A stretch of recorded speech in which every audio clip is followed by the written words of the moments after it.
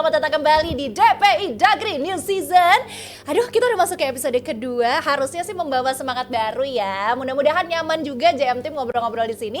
Kita kupas tuntas kabar terkini, update pertandingan dan juga ya segala macam isu-isu yang lagi panas dari sepak bola dalam negeri. Hari ini spesial banget karena formasi kita ada 3-1. Satu host didampingi dengan dua pemain senior, mantan pemain senior dan juga satu wartawan yang gak kalah senior juga. Yang pertama kita lihat di lini tengah ada Erwin Fitriansyah. Lalu di sebelahnya ada Supriyono Prima. Dan yang tepuk tangannya tadi paling keras di sini ada Oki Rengga. Terbukti kan, heboh banget kan. Ini aku announce satu orang udah kayak 10 orang suaranya langsung. Apa kabar Bung Supri? Mas Erwin? Alhamdulillah baik. Kakak Oki? Kurang baik ya. Kenapa? Karena kayaknya program ini matiin programku deh. Loh, tapi kan kamu hadir di sini Kak, sama aja dong. Kayaknya enggak deh, beda kayaknya ini ya. Ini programku yang biasa mau dimatikan nih Brar. Tiba-tiba ada DPI Dagri lagi nih. Bukannya lebih kuat nantinya? Hah? Bukannya lebih kuat nantinya? Aku enggak biasa ngobrol rame-rame nih Bang, pening kepalaku. Aku di situ kan ngoceh, jadi aku dimaki sendiri, disupport sendiri. Tapi kalau kamu mau ngoceh di sini nggak apa-apa banget. Oke, Kak. aku bakal ngoceh aja hari ini di sini. Kita justru menunggu ocehan itu kok. Nanti ada topik yang pastinya akan sangat mengundang celotehan-celotehan dari seorang Oki Rengga. Tapi tunggu, itu segmen yang berikutnya. Aku mau nyapa dulu JM Team yang dari tadi udah komen-komen. Hello, welcome to DPI Dagri. Aku ingetin lagi yang mau nyawer boleh banget, silahkan ditunggu ya. Dan yang mau ngasih pertanyaan nanti ke para pundit kita di malam hari ini juga boleh. Aku bakal bacain beberapa yang menarik dan sesuai sama tema kita. Alright, let's get straight into it. Langsung aja kita masuk topik di DPI Dagri hari ini. Yang pertama, hujan gol di Stadion Gelora Bung Tomo. Aku mau nanya pendapatnya Bung Erwin dulu deh. Gimana melihat pertandingan dari Persebaya versus Bali United kemarin yang ternyata mampu dimenangkan oleh Persebaya Surabaya? Seru Banget ya. Baru ditinggal ke kamar mandi udah gol lagi. Emang gak boleh ditinggal kalau game Indonesia tuh. Kayaknya komentatornya Bung Supri deh ya. Pas itu ya. Jadi seru sih. Kebetulan aku nonton langsung waktu di Tangerang, bukan di GBT. Jadi waktu di Tangerang waktu Persebaya menang 1-0, nonton langsung ke stadion. Jadi agak kaget sih ngelihat Persebaya ketika habis lawan Tangerang kurang memuaskan ya. Meskipun menang 1-0 tapi kurang memuaskan. Di pertandingan pertama pembukaan kalah lawan PSIM di kandang. Ternyata di GBT waktu lawannya menurutku lebih berat, Bali United malah tampilnya lebih bagus dan pemain-pemainnya kelihatan gitu ya. Yang pemain nomor 11 ya, strikernya itu waktu di Tangerang itu kok susah banget dapat peluang gitu. Tapi ternyata udah bisa cetak gol ya. Terus Riviera, Bruno itu juga gacor ya waktu lawan Bali United. Pas lawan Persita nggak tahu kenapa mereka tuh kayak pemain baru gitu loh. Padahal mereka kan udah dari musim lalu di Persebaya gitu. Waktu lawan Persita tuh emang belum kelihatan chemistry-nya terutama sama pemain-pemain lain ya. Cuma memang PR buat Persebaya kalau salah satu antara Riviera atau Bruno itu akumulasi atau cedera. Itu PR sih. Belum ada atau belum menemukan mungkin sosok yang bisa mengganti kedua nama itu mungkin ya. Kalau Kak Oki sendiri ngelihatnya gimana hasil pertandingan kemarin? Mungkinkah pada saat menghadapi Persita memang karena faktor awal berjalannya liga kan memang ada penyesuaian, para pemain juga tadinya sempat libur lumayan lama gitu. Faktor-faktor yang kemudian membuat permainan tidak maksimal.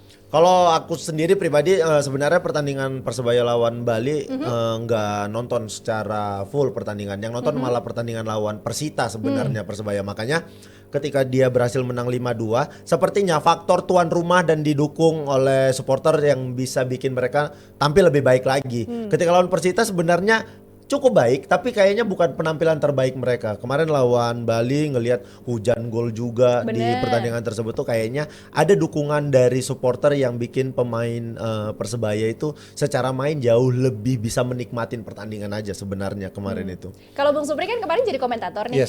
Apa tanggapan-tanggapan yang disampaikan di TV kemarin tuh apa sih Bu?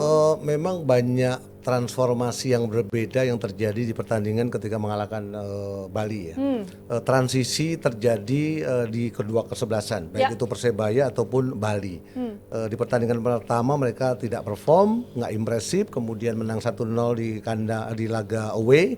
Kemudian di pertandingan melawan Bali itu luar biasa. Ya. Kenapa saya katakan luar biasa? Bagaimana game plan Eduardo yang begitu atraktif, mengandalkan Bruno, kemudian mengandalkan kecerdasan dari seorang Rivera, itu terlihat sekali. Apalagi transisi dari Bali tidak berjalan dengan baik, attacking mereka terlalu template, mengandalkan Gopel dengan mengandalkan crossing, mencari Kopi Taufik, tapi tidak membuahkan hasil dan seakan-akan deadlock. Nah ini yang menarik kalau kita sebut nama Bruno Moreira sendiri, kayaknya ada perubahan peran yang terlihat banget di pertandingan lawan Bali United. Sudah tidak lagi menjadi sole executor, nggak hanya fokus pada eksekusi, tapi juga lebih melayani nggak sih? Kalau menurut Bung Supri gimana? Ya ini kecerdasan dari seorang Eduardo ya, bagaimana kontribusi, bagaimana skill individu, kecepatan, eksplosivitas yang dimiliki Bruno itu kan memang dimaksimalkan untuk dua sisi, tapi hanya untuk melakukan penetrasi, cutting inside,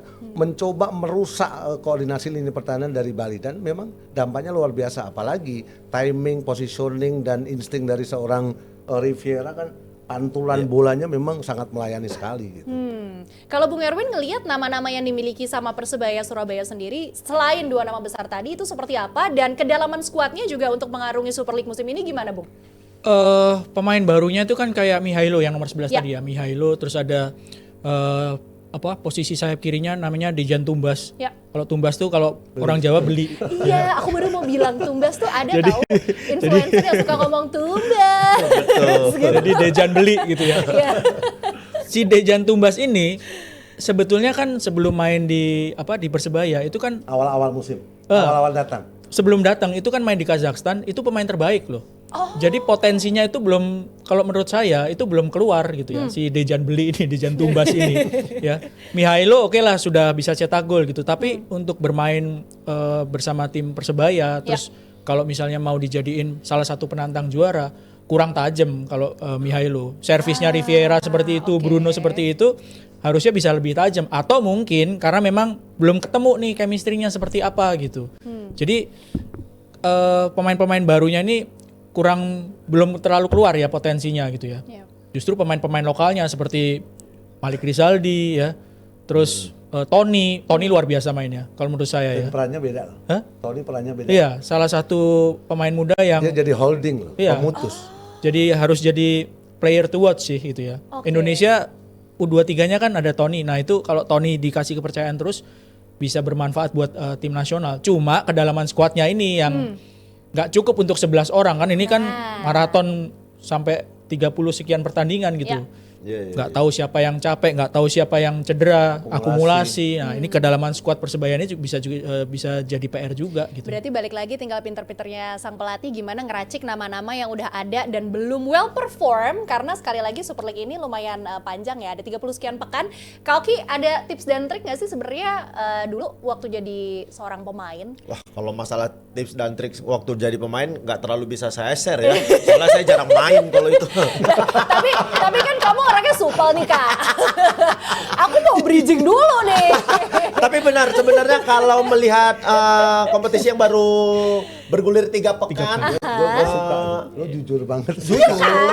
Makanya aku tuh mau bridging, dia udah ngomong duluan. Iya, nanti mereka terlalu banyak, ini nanti para penonton di luar sana banyak terlalu baik bicara, main juga enggak. Udah saya bilang duluan nih kayak begitu. Tapi biasanya awal musim kan ini kan baru 3 pertandingan awal. Kompetisi masih panjang. Tapi 3 pertandingan awal itu bisa jadi modal yang baik untuk mengaruhi kompetisi.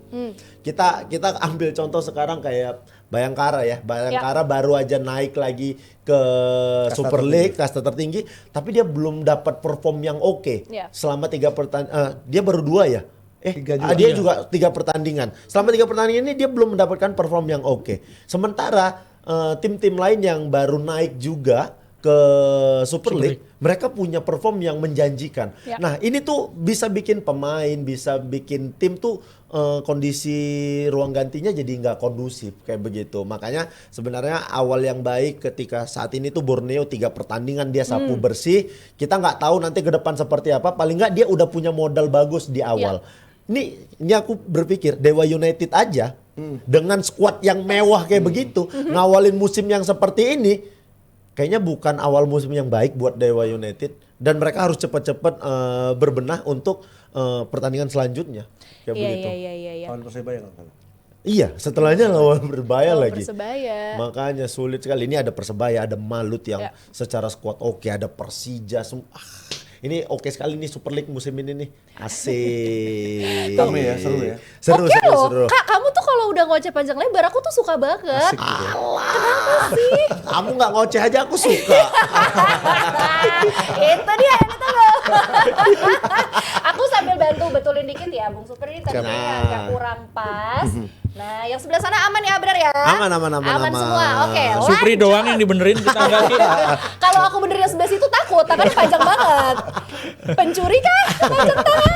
Oke, lanjut lagi nih. Ada satu nama yang juga menjadi sorotan lah dari beberapa netizen sepak bola, yaitu Gali Freitas, pemain yang bisa dibilang potensial dan sebenarnya kalau kita lihat harga yang saat ini dimiliki cenderung murah nggak sih dengan kapasitas yang dia punya, Bung Erwin?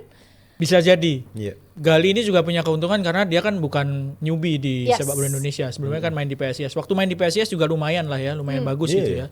Ketika main di PSIS. Jadi ada modal, ada dia sudah tahu gimana karakter ataupun gaya main tim-tim di sepak bola Indonesia. Dan sekarang ada di Persebaya. Cuma memang saingannya kan juga banyak gitu Gali. Mau main di kiri atau main di kanan atau mau main di attacking midfield itu kan juga banyak saingannya. Ada Bruno, Riviera, ada Tumbas juga. Tumbas itu sebetulnya juga posisinya kan di depan gitu. Tapi karena di depan juga udah ada Mihailo, dia akhirnya ditaruh di sayap kiri. Jadi persaingannya cukup ketat ya untuk pemain-pemain asing. Kalau Gali kita sebut pemain asing ya karena kan Timor Leste dia ya. Timor Leste. Iya, Timor Leste. Oke, nah kalau kita bicara Bali United itu sendiri, dari tadi kan kita membongkar Persebayanya nih. Kalau dari Bali United sendiri dengan kekalahan kemarin, Bung Supri mengevaluasinya bagaimana? Apa yang mungkin masih menjadi biggest obstacle buat mereka memasuki Super League musim ini? Ya memang tidak mudah ya bagaimana pencapaian Teko, kemudian Bali sekarang memilih nahkoda baru dengan kemampuan kapasitas pengalaman di Liga Eropa. Walaupun memang pengalamannya prestasinya juga luar biasa kan. Tapi begitu menangani sepak bola Indonesia, salah satu klub sepak bola Indonesia dan kultur sepak bola Indonesia tidak mudah. 3 pekan mereka hanya mendapatkan 2 poin. Itu pun juga margin kebobolan mereka tinggi loh. 1-1 ditahan Persita kalau nggak salah, kemudian 3-3 dengan Malut, dan kemarin mereka harus dibombardir dengan 5 gol. Artinya lini pertahanan menjadikan permasalahan, pembelian pemain-pemain asing pun juga belum nyetel, belum terbangun chemistry dengan sangat baik, dan kreativitas dari pemain-pemain gelandang mereka sepertinya sangat minim. Walaupun Gopel selalu menjadi pembeda. Akankah ini menjadi musim yang cukup sulit bagi Bali United, Bung Erwin? Ada yang mau ditambahkan dari statementnya Bung Supri tadi nggak? Satu hal, siapapun yang jadi pelatihnya itu harus keluar dari bayang-bayangnya Stefano Kugura. Itu yang nggak mudah buat siapapun pelatihnya Bali United. Iya. Itu sih yang sebenarnya juga keluar dari bayang-bayang masa lalu tuh sulit banget. Aku mau naik ke bawah nih sama Kak Oki nih kawan. Ada inisial nggak? Aduh jangan dong. Santai kali, jangan terlalu curhat kali. Daripada aku curhat, aku baca komen aja dulu ya. Ini lumayan rame nih kolom komentarnya. Ada yang bilang justru penasaran kalau Gali dikasih main dari awal, apakah bisa perform atau malah akan kurang perform, dari Niki Yori Suratama. Kita ke Bung Supri. Tadi soalnya kita bahas Gali, sempat ada komentar juga dari Bung Supri. Setujukah kalau justru akan menjadi warna baru, pembeda kalau Gali diberikan jatah bermain yang lebih baik sejak awal? Pastinya dengan menempatkan Gali di bangku cadangan dan memainkan di babak kedua itu kan sebuah pilihan yang memang tidak mudah.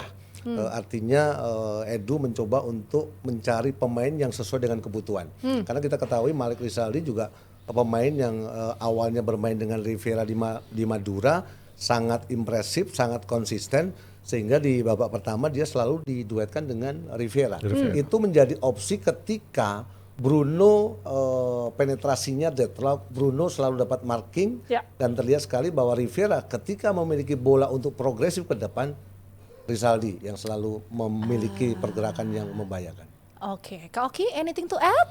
Kayaknya aku sih jujur suka sama Gali Freitas waktu dia masih di PSIS. Jelas dia jadi sosok yang membedakan di klub itu sendiri. Sekarang dia pindah ke Persebaya, dia nggak butuh banyak adaptasi, dia bisa langsung bikin gol semua segala macam, kan menunjukkan bahwasanya ya ini pemain memang punya kualitas saja kayak begitu. Jadi kalau misalnya dia dimainkan dari babak pertama, buatku harusnya boleh dicoba. Oke, bisa dicoba ya. Iya, posisinya juga dia bisa di posisi Malik, dia bisa di kanan, dia bisa di kiri kayak begitu. Jadi fleksibel, dia bisa main di mana aja. Tinggal kita menunggu nanti seberapa besar peluang akan diberikan kepada sosok Freitas ini seiring dengan berjalannya Super League yang seperti kita bahas tadi masih sangat panjang ya. Jangan lupa nih baru 3 pekan masih banyak pertandingan-pertandingan di depan mereka. Sekarang